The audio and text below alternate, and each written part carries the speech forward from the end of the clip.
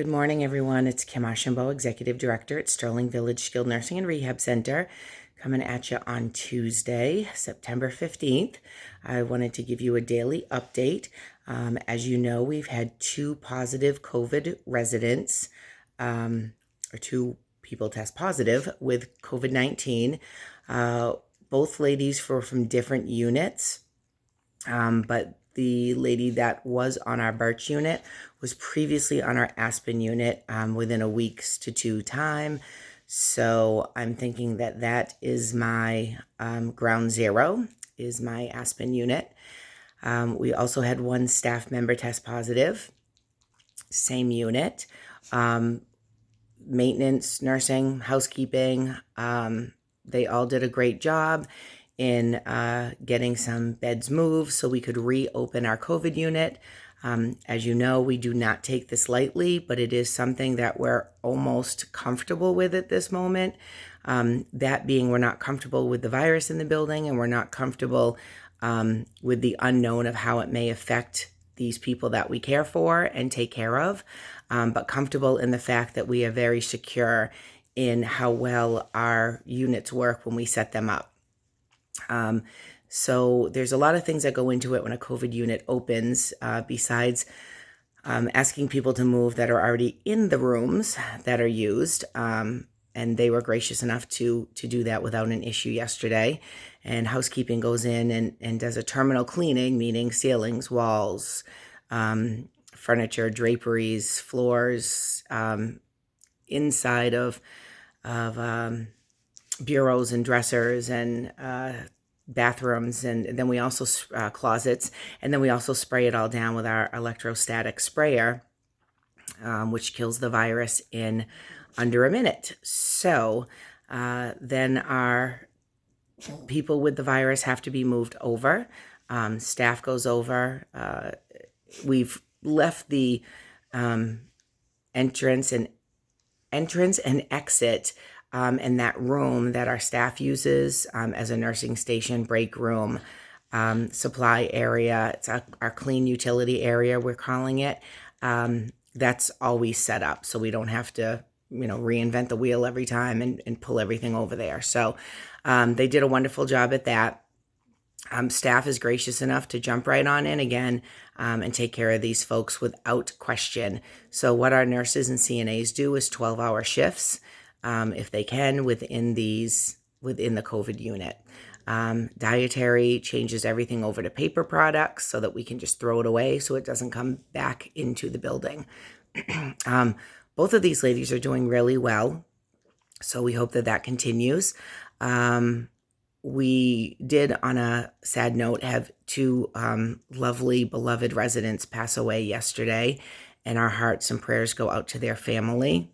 The most difficult thing for us is not having family in the building, and I will allow someone in the building if we see a significant decline in somebody, if we see that death is imminent within a few days, hours, weeks. We allow people to come and see their loved ones. There are those times where somebody may pass and you didn't even see it coming, and that can happen. And then there is also the times when there is COVID in the building, and we unfortunately could not accommodate these families as the way that we would like to, because we did not have test results back. We knew there was a positive. We didn't have everyone in the isolation unit because, as you know, it does take a little bit to get it open.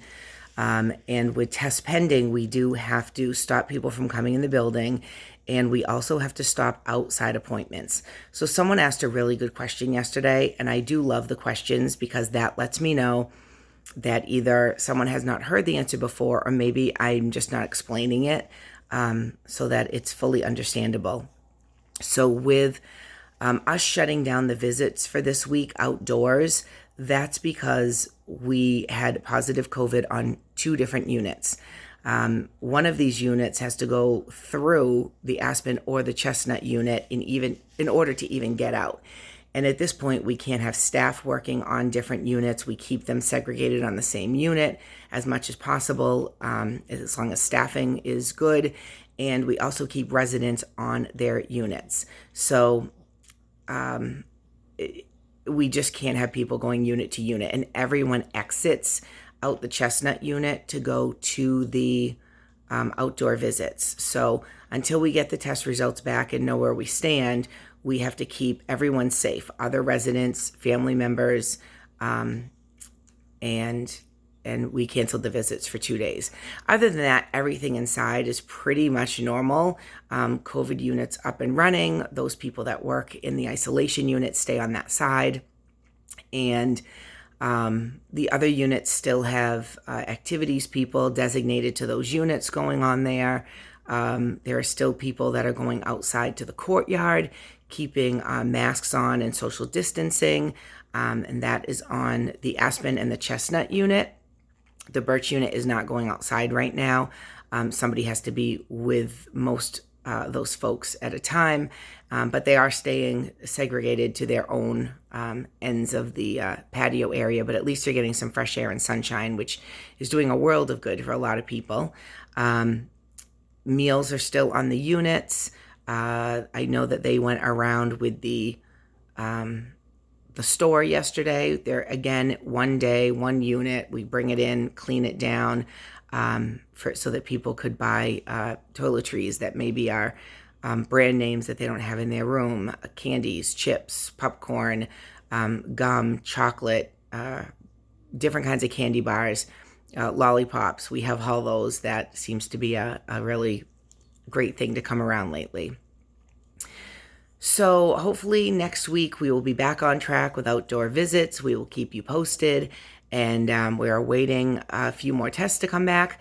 Another great point of news is that we got our rapid testing machine that the government has given to all nursing homes in the country. So what this is, it's a rapid test, almost like a rapid strep test. If no one's had a rapid strep test, there are other rapid tests out there that give you results within a few minutes.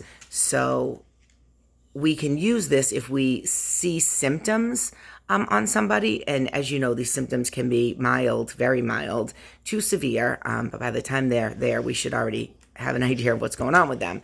So with this test, if someone's showing symptoms, we can get a specimen and do a rapid test on them to see if it's negative or positive.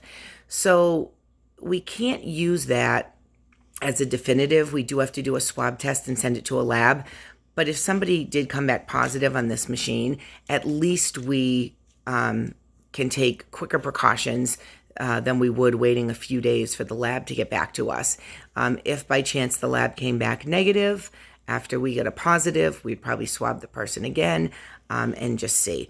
We've talked about false positives. I can't tell you that we've gotten a positive and we've said, oh, it's a false positive and have done nothing about it. You can't do that. We had someone within a 7-day span get tested 3 times to keep up with our current testing regulations, and they were negative, positive, negative. I could call that a false positive, but I cannot by the regulations of the government. So we treat that person, whether it be staff member or patient, as a positive person. And we would have to do the same in that case. But at least it's something to, if an employee didn't feel good, get them tested. If it comes back positive, home they go to quarantine for the 10, 14, or 17 days that are needed, depending on what's going on with them. So any other thoughts or questions, please don't hesitate to call me. We've had some issues with packages that people have delivered. Some people are saying they're not getting them. As I ask all times, please don't send in packages if you do not have to. If there is somebody that needs something, please give me a call. I'm happy to get it. Some people have asked, what's the difference between me going to the store versus them going to the store? And there are things that we can order online that we know have been quarantined. Somebody dropped something off this weekend, and the resident said, there's a box down there for me. And the nurse went to get it, and we were like, you can't. It's got to sit for 48 hours. So please, there's so many boxes coming in, and the virus can live on this for a few days. And and no food products. There are only a few people that food are coming in, and there's specific reasons for that. But we're asking to not send in food. It really causes a big issue, especially if anything is not a dried food and it's fruit of any kind. People are putting it in their drawers. They're forgetting about it. It's not good. So please, please, please, please, we can get anything that they want. Somebody asked me for a pizza the other day. I'll get them a pizza. It's fine. So I just want to be the most accommodating we can. So anything that you need, please give me a call, 978-895-0147, or you can call the facility at 978-422-5111. My extension is 1228. Have a great day, and if anything else comes up during the day, I'll be back. Otherwise, I'll be talking to you tomorrow. Thank you.